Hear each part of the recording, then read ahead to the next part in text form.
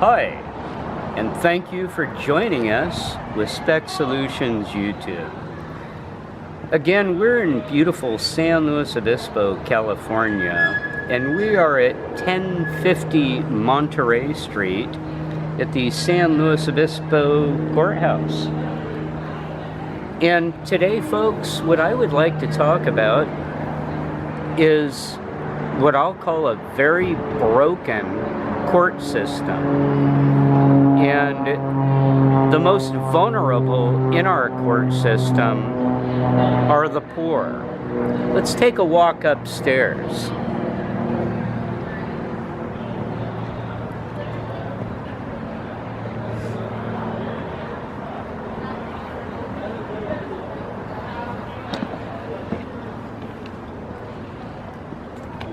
Normally, I would be in the daylight where you could see a little bit better, but here at nighttime it is actually pretty quiet with nothing going on. It's Friday evening. You could hear a little in the background across the street at the Fremont Theater and the Government Center. There's a little activity. But what we want to focus on here today is what I'm going to call a very broken system with our courts. And it's not just going on here in San Luis Obispo, it's going on across our whole nation. And let's come back here a little bit so we have some light.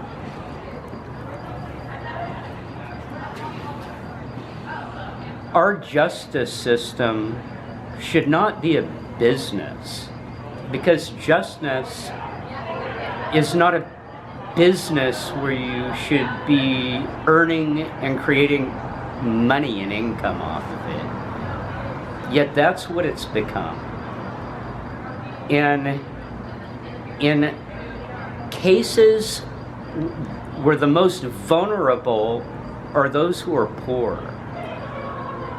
and folks that are suffering from cases where they've been accused of doing something wrong through the Department of Social Services, these are the very, very most vulnerable of all, because they have their families and their children at stake.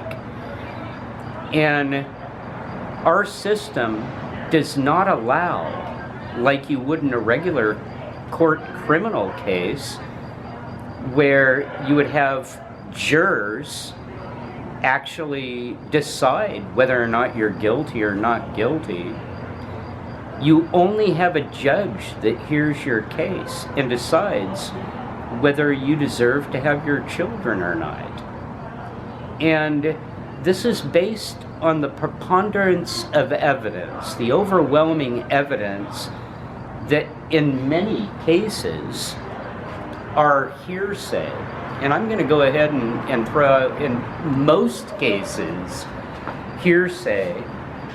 And they are literally separating children from their families based on the hearsay preponderance of evidence that's thrown out there and accepted by a judge, without the parent that's being accused of such a crime having the opportunity to have jurors decide this. It's violating their rights, and it is stealing their children.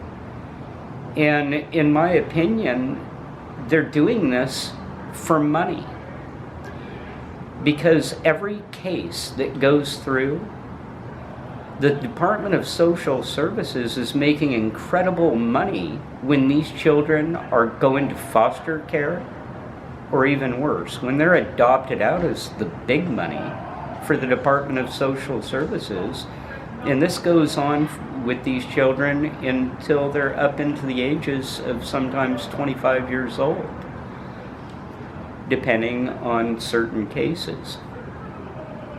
But this also goes in regular criminal court, not dealing with children being separated from their families, but it also affects those that are accused of pretty much any kind of a crime. If they have no money and they are given a court-appointed attorney, they're relying on the public defender's department. This is happening both in the juvenile courts with families that are having their children taken away because they're getting poor representation by a public defender that's not working on behalf of the family. They're working in coalition with the very people that are out to take the children away from the families and separate them. They're making money off of this. They all are. But in the regular criminal system, Joe Blow that gets accused of jaywalking, speeding, assault and battery, any kind of a situation that's criminal, if they do not have the ability to afford an attorney on their own, which is going to be very expensive. I mean, if you want good representation, $500 plus an hour you're going to pay for a good attorney. Not very many people can afford this when we're talking hundreds of hours that are going to be drawn out in a case. We're talking thousands, tens of thousands of dollars in proper representation. Sometimes hundreds of thousands of dollars. And the same applies when you're dealing with children in these cases. So they're depending on the public defender's department, and the public defender's department they have nothing to gain. No matter how many hours they put into that case, they're making this much money. The more time they're putting into that case, they might make 50 cents an hour by the time they're done. They have a set fee, $500 generally, to do a case. It's in their best interest to persuade their client to plead what they'll call no contest, which is actually nolo conteste. Here in California, it's called the Weston plea. And what that is stating is that you're not saying that you're actually guilty, but their preponderance of evidence against you is so overwhelming, they're going to convict you anyway. And they're going to go a little bit less and lighter on you if you plead guilty. So you have roughly 28% of people that are innocent that are pleading guilty just because they're being bullied into pleading guilty. And this is not justice. This is profit. This is a business, and a very profitable business. And they're making money hand over fist with all of these fines that they incur and imprisoning people. This courthouse, from what I understand, is about $25,000 per courtroom per day to operate, with your judge, your bailiffs, your court reporters, all the above. When you have 12 different departments here, that's $300,000 every day that you're spending to operate this building that it's being operated. This is ridiculous. That's insane. And abusing our system and having cases come back over and over and over when they could be resolved very quickly and easily is not showing a fiduciary responsibility to we the people, the way that they're managing and operating the courthouse, or to the people that are wrongfully being convicted because it's costing them money, it's costing them time out of their life, and it's putting blotches on their record when they've done nothing wrong. They're being bullied into this kind of behavior.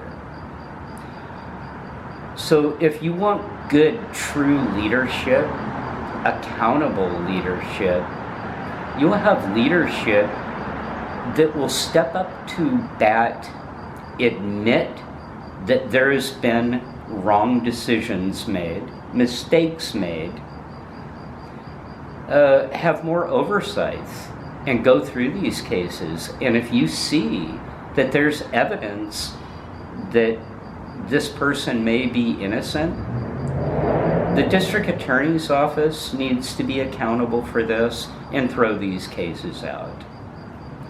And the district attorney's office should be having a little bit more compassion for the fact that they realize that the public defender's department is short-staffed and they have no funding. They're vulnerable. And they know that their clients are not getting the proper representation. In the public defender's department, whoever happens to have that contract, if they're not going to represent their clients adequately, then in many cases, if you have clients that are completely being treated wrongly and horribly represented, and it's affecting their reputation, then these are straight malpractice type situations. We need a public defender's department that is going to represent their clients to the best of their ability. And if they're innocent, then you have these people acquitted. And you work to have them acquitted. You don't work based on the little tiny pay that they're going to give you. If you're going to be a public defender and you're going to respect the Hippocratic Oath that you take, being an attorney, as well as a district attorney. They're both attorneys. They both take this Hippocratic Oath along with a judge. If you see wrongdoing and you know that someone is being wrongfully convicted, be honest, step up to bat, be accountable, and stop that misjustice. You're going to cut back on an awful lot of the money that's being spent here, that we, the people, are spending on the courts. There is a ridiculous amount of money, like I said. At $25,000 per room, we shouldn't have cases come back over and over and over for 5 years. We shouldn't have our district attorneys and our regular defense attorneys asking over and over and over for body cams or information pertaining to a court case. Here in San Luis Obispo, we have a reckless disregard for the chain of evidence. The chain of evidence should go directly from law enforcement directly to the courts, to the prosecutors, to the attorneys, to the people that are dealing. The case gets forwarded to the courts, and all of the information gets forwarded to the courts. But here in San Luis, they break that chain of evidence, and the information is going to Christine Dietrich, the city attorney here in the city of San Luis, on very many cases.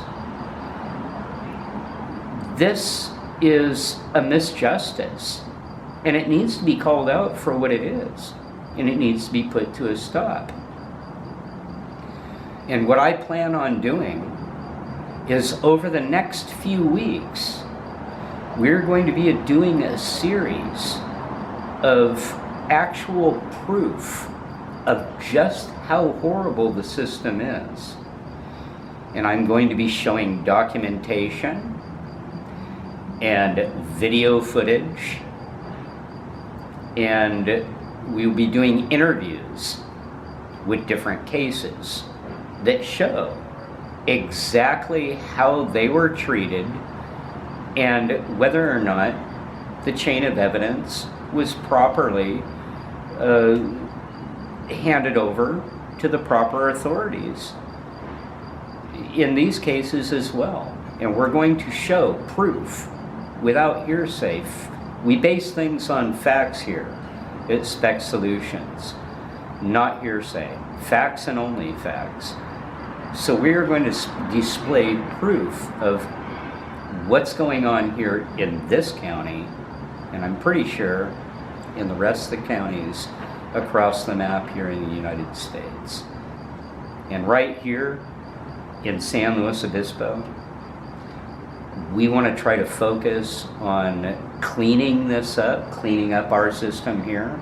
I'm going to do it right here in my own backyard to start, and hopefully this carries on and we have responsible politicians that create laws across the map, across our whole nation, follow suit and do exactly the same thing. We need to honor our Constitution and our Bill of Rights. It's what gives us the freedoms that we have and we've cherished for so many years. What we're watching across overseas in the Ukraine right now, in Russia, the way we're handling it here and not backing our allies in the Ukraine against a horrible bloodshed and unreasonable takeover. This is the kind of stuff that can happen right here. And right here is the kind of places where it starts, folks, with people abusing our rights and our freedoms. And we're letting it do it. We're letting them. So let's put a stop to this. And me, for one, as I say, as we go on, every day we're going to do a new post. And we're going to show more and more evidence as we go, of actual factual evidence and proof that this is taking place. And I'm going to give a solution, how I believe we can clean it up. And we're going to film and post every step of the way, step by step. So thank you for joining me with Specht Solutions, and we'll see you soon. Stay tuned.